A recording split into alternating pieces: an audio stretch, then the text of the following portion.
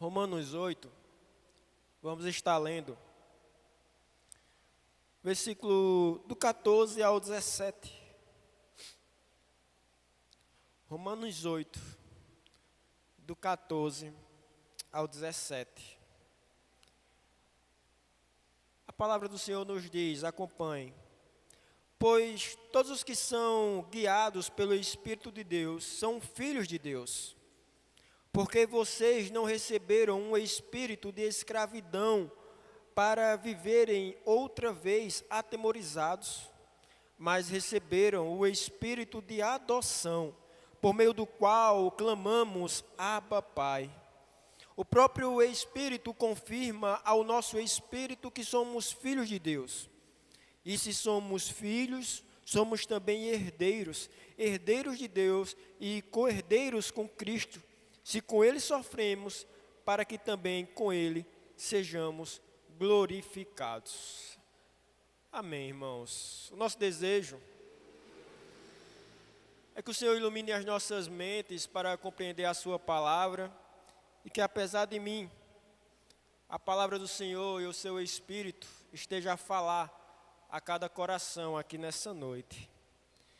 Irmãos, segundo o Conselho Nacional de Justiça, no último levantamento feito em 2020, havia quase 35 mil crianças e adolescentes para a adoção.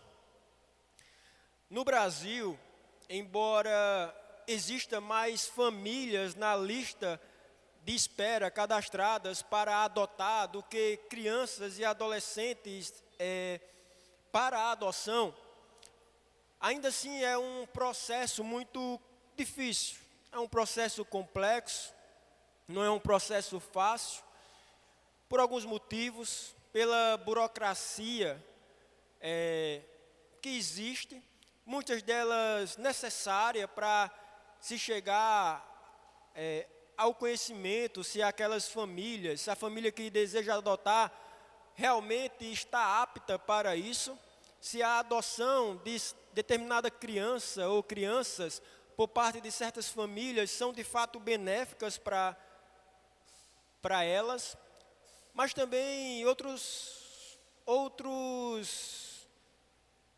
motivos, como o fato de algumas crianças serem irmãs e só poderem ser adotadas juntas, isso dificulta muitas vezes a adoção delas. O fato de crianças que têm certas deficiências físicas ou até mesmo mentais, isso dificulta com que elas sejam adotadas. Então, a orfandade, ela é um problema, não só no mundo, também no Brasil atualmente. Só que, irmãos, quando Paulo escreveu essas palavras em Romanos, capítulo 8, o problema da orfandade também já existia, também já era presente naqueles dias. Porque, embora naturalmente um homem romano que gerasse um filho fosse biologicamente pai daquela criança, o assumir a paternidade não era algo tão natural assim naqueles dias, naquele local. Depois do parto, a criança era enrolada em alguns panos e então era deitada no chão frio de mármore e granito, e o pai era então convidado a estar ali com a criança depois de nascida, e ele tinha agora a oportunidade de levantar e mostrar deliberadamente com o seu ato, sua vontade, sua decisão de assumir a paternidade, sendo que mesmo tendo ele gerado aquele filho, poderia eventualmente rejeitar a paternidade. Era, portanto, comum, irmãos, na época, crianças que não tinham esse reconhecimento do pai, serem postas em monturos, serem postas em locais públicos, e quem quisesse que a recolhesse, que a adotasse. Portanto, é muito provável, segundo os comentaristas bíblicos, que Paulo fale sobre aquilo que nós acabamos de ler. Ele, ao falar isso que acabamos de ler, ele também tem em mente essa imagem da época. Ele tem em mente essa imagem de uma criança que nasceu e que Deus ele levantou, ele adotou essa criança, tomando-a como filho. O texto, irmãos, que nós lemos, está em Romanos capítulo 8. E se você lembrar rapidamente, irmãos, a maneira como Paulo está expondo o Evangelho no livro de Romanos, veremos que os 4 primeiros capítulos tratam de 2 das doutrinas mais importantes em todas as Escrituras, que é o fato do homem ser pecador e que eles são salvos pela fé em Jesus Cristo, ou seja, a doutrina da depravação total, tanto conhecida por nós, e também a doutrina da justificação pela fé. Já quando chega no capítulo 5, tendo esse homem sido justificado, todo o ensino de Paulo foi até o capítulo 5 mostrando que o homem é depravado, é totalmente pecador em todas as esferas, áreas do ser, no pensamento, o seu intelecto, a sua vontade, os seus sentimentos, as suas emoções, tudo está manchado pelo pecado, e só há salvação e justificação através da fé. Aí quando chega no capítulo 5, agora Paulo ensinado que a respeito da justificação daqueles crentes em Roma, ele vai dizer, no primeiro verso do capítulo 5, justificados, pois, mediante a fé temos, e agora ele começa a falar no capítulo 5 os benefícios da justificação. Já a partir do capítulo 5, do meio para o fim, a gente vê o apóstolo falar outras doutrinas, como a doutrina da graça, como a santificação. E aí aqui no capítulo 8, que lemos, agora Paulo está a falar da doutrina da adoção. Deus se torna para nós, irmãos, não apenas aquele que pagou a nossa culpa. Deus se torna para nós também aquele que nos convida à comunhão, que nos chama para junto dele a nos fazer seus filhos. Na adoção, irmãos, recebemos agora uma nova posição na família. Não estamos mais do lado de fora da casa. Agora fazemos parte da família. No entanto, algumas vezes eu percebo, irmãos, que é possível o crente, o cristão, ele entender racionalmente que é filho de Deus, mas em alguns momentos da sua vida, ele não se sentir filho dele, e não agir como filho dele, não reagir como filho de Deus. Portanto, é possível que você compreenda essa doutrina, irmãos, no seu intelecto, que você racionalmente assimile a doutrina da adoção, que você saiba dessa verdade. No entanto, em alguns momentos, você se pergunta, será que Deus, sendo meu pai, me faria sentir o que eu estou sentindo? Será que Deus, sendo meu pai, me faria passar pelo que eu estou passando? E aí, meus irmãos, o que estaremos vendo agora é que o próprio Deus é quem nos dá a garantia da sua paternidade. Deixa eu dizer uma coisa a você, meu querido. Não tem nada na vida daquele que verdadeiramente creu em Cristo, se arrependeu dos pecados, creu em Cristo, na vida daquele que foi regenerado, irmãos, não há nada que possa acontecer, não há nada que mude essa realidade. Você é, e você sempre será um filho amado pelo Pai, que o Senhor ele levantou daquela pedra do abandono, da rejeição, da solidão e da condenação eterna. Não há nada que mude essa realidade na vida do verdadeiro cristão, na vida daquele que verdadeiramente se arrependeu dos seus pecados e creu e confiou a sua salvação em Cristo. E Deus nos dá, irmãos, essa garantia da sua paternidade. Agora, quais são as provas dessa paternidade?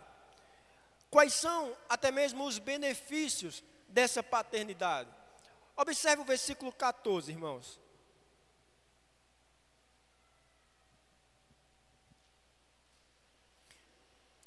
O versículo 14, pois todos os que são guiados pelo Espírito de Deus são filhos de Deus. A primeira prova da paternidade de Deus E o primeiro benefício da paternidade do Senhor é que somos guiados pelo seu Espírito. É que somos guiados pelo Espírito Santo. Para você compreender melhor aqui o que Paulo está dizendo no verso 14, essa metáfora que Paulo fala de ser guiado como filho de Deus. Saiba que quando alguém nascia em Roma, irmãos, não era necessariamente a mãe que criava. Quando alguém nascia em Roma, não era necessariamente a mãe que criava o seu filho. Havia uma nutris, havia uma ama de leite que cuidava dos primeiros dias, que cuidava dos primeiros meses daquela criança, dando a ela as condições mínimas de sobrevivência. Logo depois, irmãos, aparece uma outra figura, que é chamado de pai dagogos, de onde vem a palavra pedagogo. Um tutor que ficava responsável para cuidar da educação e da formação do caráter da criança. Então veja, irmãos, o que Paulo diz aqui, ao falar que somos guiados pelo Espírito, é que o nosso pai dagogo é justamente o Espírito de Deus. É Ele quem efetivamente nos educa.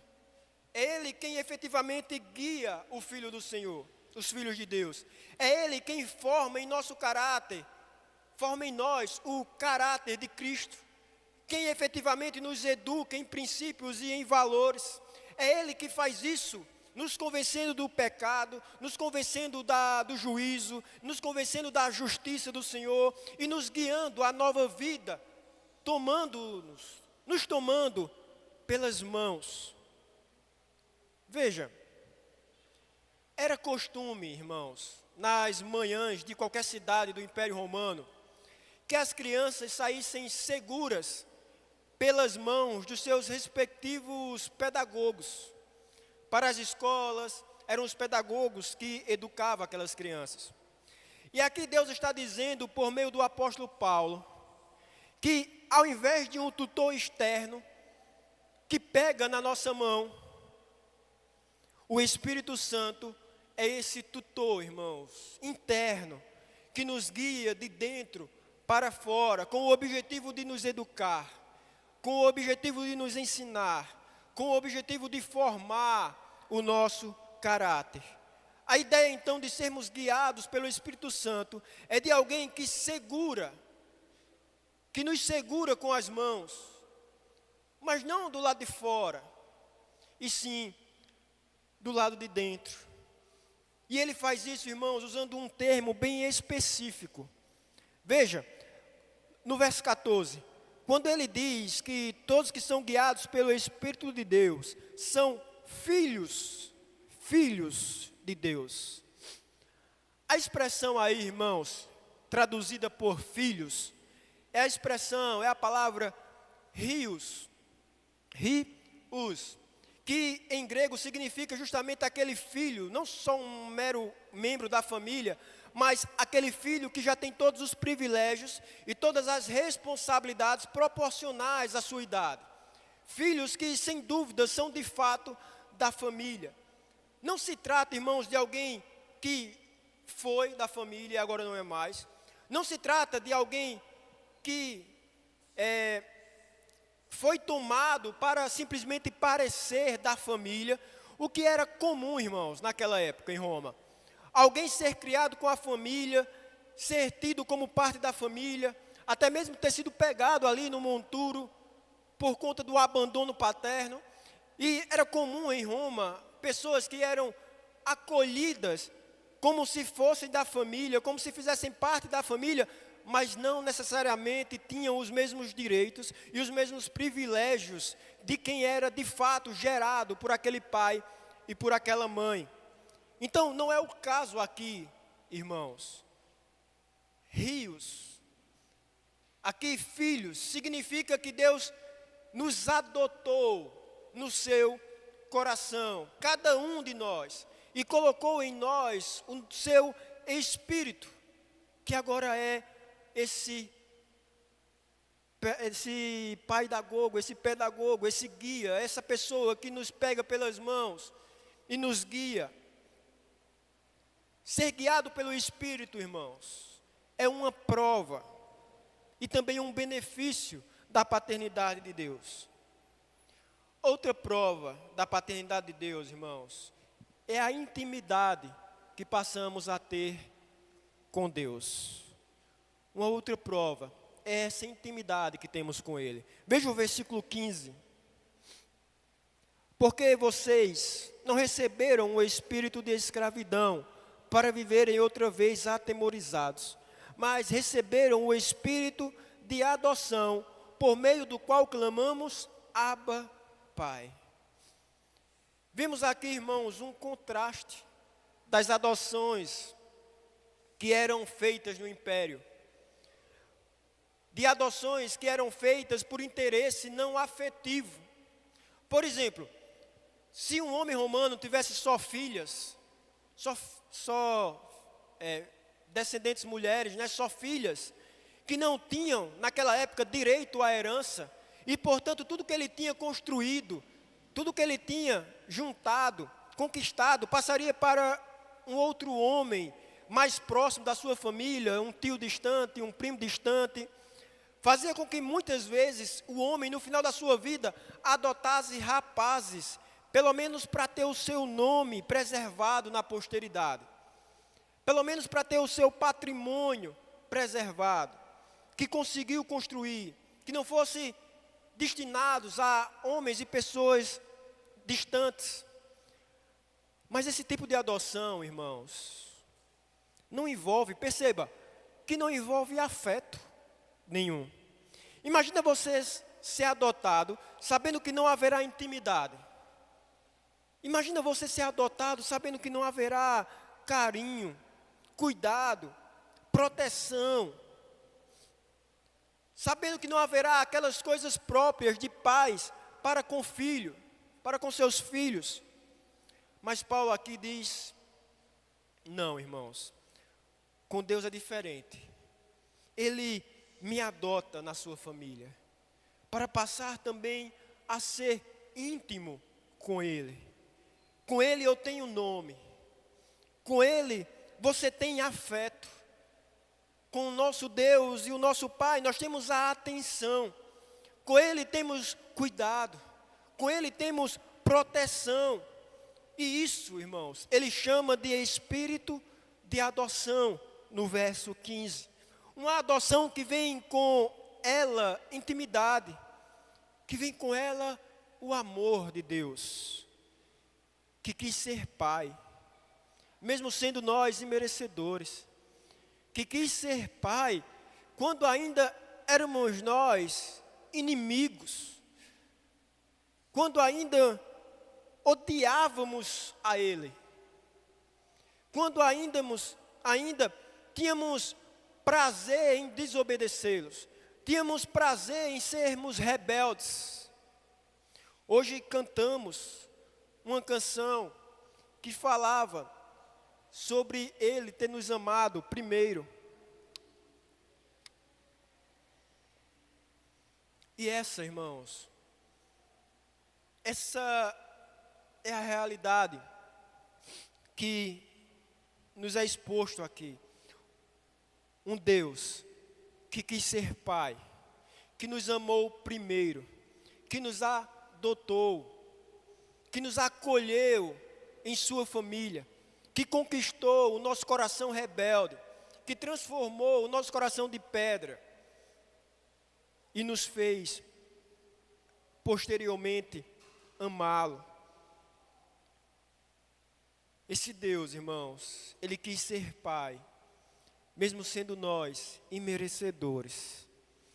É por isso que Paulo diz que no momento que mais precisarmos, por causa desse espírito de adoção, podemos clamar, Abba, Pai. A palavra usada aqui, irmãos, é a palavra de um grito de socorro em momento de sofrimento, em um grito de socorro em momento de perigo. É o filho que recorre à primeira pessoa que ele sabe que pode contar. É quando diante do perigo ele grita, Pai, Pai. Por isso, o que antecede é a palavra clamar, clamor. Podemos clamar, Abba, Pai. Somos íntimos, podemos confiar, pois somos e fomos adotados. Somos filhos. Além de podermos clamar, meu Senhor. Veja que riqueza é isso, irmãos. Às vezes, eu percebo que nos acomodamos com o passar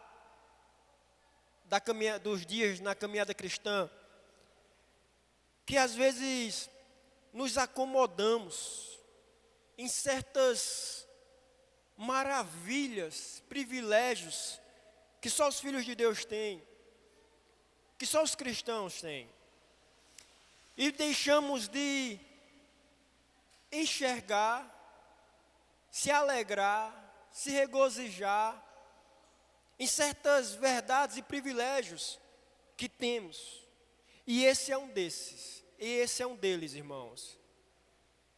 Veja que privilégio, veja que coisa tremenda, irmãos.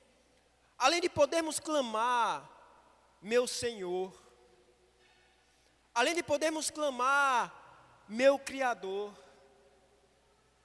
títulos que também descrevem, expõem aquilo que Deus é, mas além de podermos se dirigir a esse Deus soberano, que tudo criou, que tudo governa, que tem um poder sobre tudo, além de podermos se dirigir a Ele como Senhor, como Criador, podemos ser íntimos, e também podemos chamar de Pai.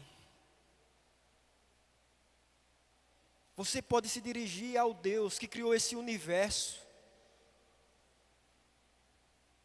ao Deus que é soberano, onipotente, onisciente, onipresente, ao Deus que é amor, justiça, eterno, infinito, imutável. Você pode se dirigir a esse Deus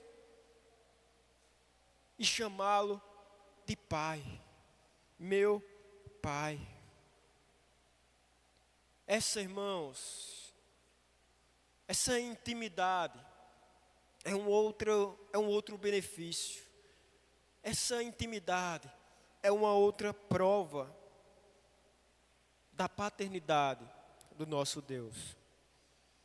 Uma outra prova da paternidade de Deus é o testemunho interno de quem nós somos e a quem nós pertencemos. Essa é uma outra prova, irmãos, da paternidade do Senhor. O testemunho interno de quem nós somos e a quem nós pertencemos. Observe o versículo 16. O próprio Espírito confirma ao nosso espírito que somos filhos de Deus. O próprio Espírito testifica que nós somos. Veja, não é que nós seremos, não é que nós podemos ser, mas que nós somos filhos de Deus. Recebemos o nome, recebemos o sobrenome, recebemos uma identidade. Paulo, escrevendo aos Efésios, diz que o Espírito Santo é esse selo, é essa garantia. Ao se mandar cartas, a garantia delas não era o conteúdo escrito na carta, e sim o selo sobre o envelope. Sem o selo, a carta voltaria para você. A Bíblia diz que o Espírito Santo é esse selo da nossa salvação. É o que garante que nós, enquanto aqui estivermos, seremos preservados para aquele dia em que chegará a hora. É o Espírito Santo, irmãos, que é o penhor. A Bíblia diz que o que garante que Deus vai resgatar a mim e a você, que vai resgatar aquele que verdadeiramente se arrependeu e creu no Senhor Jesus, é que nele habita o Espírito. Mas veja, irmãos, que é mais do que simplesmente ser um selo, ou até mesmo é mais do que simplesmente ser um penhor. É produzir em nós uma identidade, porque parte da obra do Espírito Santo é nos transformar. Veja, imagine uma criança adotada, irmãos, que começa a aparecer com seus pais adotivos. Imagine uma criança adotada. E agora, por mais que ela tenha chegado lá com certos hábitos, com certo jeito de ser, com o passar do tempo ela vai cada vez mais parecendo com seus pais adotivos. O jeito de andar, o gosto, o paladar, a maneira de se vestir, a maneira de falar.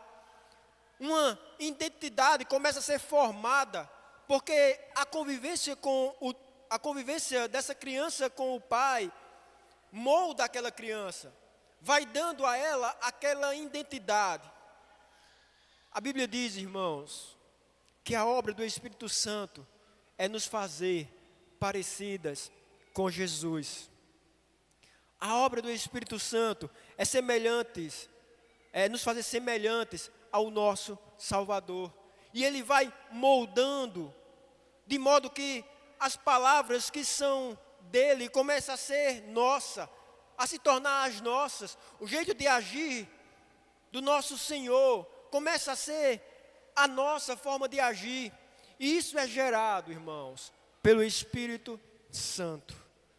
Às vezes queremos tanto, irmãos, no meio evangélico brasileiro, em especial, de forma geral, às vezes se busca tanto ouvir a voz de Deus de forma sobrenatural.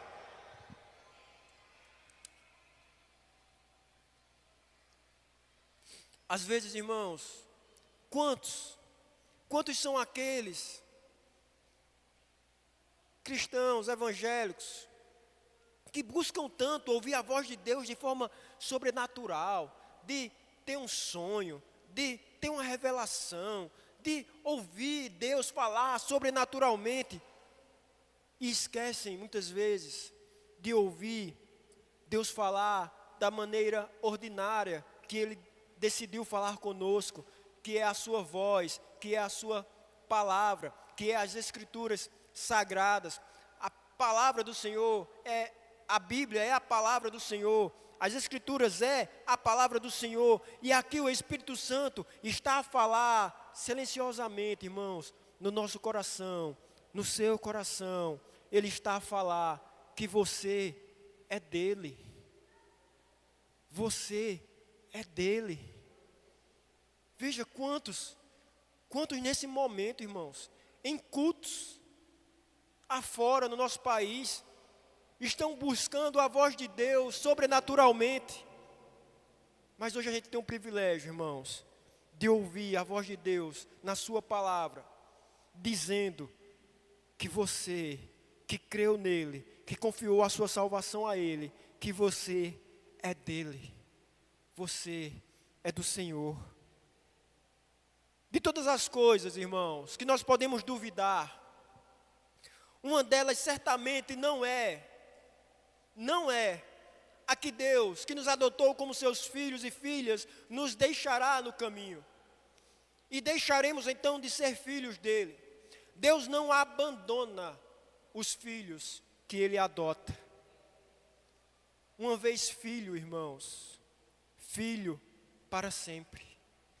E finalmente, irmãos, uma outra prova da paternidade de Deus é a herança eterna com Cristo que nos é dada. Versículo 17. E se somos filhos, somos também herdeiros, herdeiros de Deus e co-herdeiros com Cristo. Se com Ele sofremos, para que também com Ele sejamos glorificados.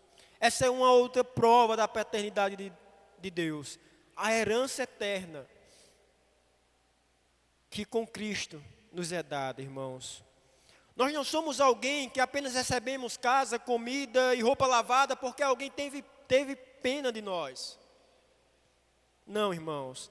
Assim como no nosso meio, na nossa cultura, assim como todos os filhos são juntamente com o mais velho, herdeiros de Deus, herdeiros de seus pais, herdeiros da herança dos seus pais, Veja, irmãos, veja, assim como em nossa cultura, todos os filhos são, juntamente com o mais velho, herdeiros da herança de seus pais. Eu e você, em Cristo, eu e você, os crentes, os cristãos, são herdeiros de Deus com Cristo. Veja que riqueza, irmãos.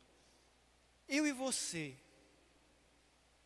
em Cristo, somos herdeiros do nosso Salvador, herdeiros do nosso Pai, aliás, do nosso Deus. Somos herdeiros dele com Cristo.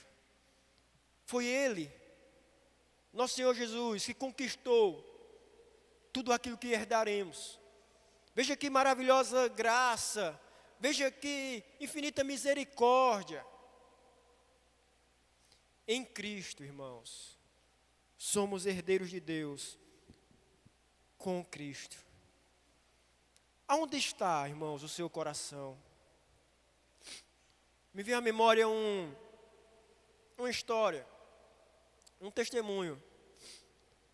Um missionário presbiteriano, uma vez testemunhou, eu vi uma história dele, dizendo que ele adotou uma criança, uma menina, e ele dedicava a essa menina todo o afeto e o amor, todo o carinho, o cuidado. Mas aquela menina havia já passado por muitos traumas em outros locais, até aquela adoção.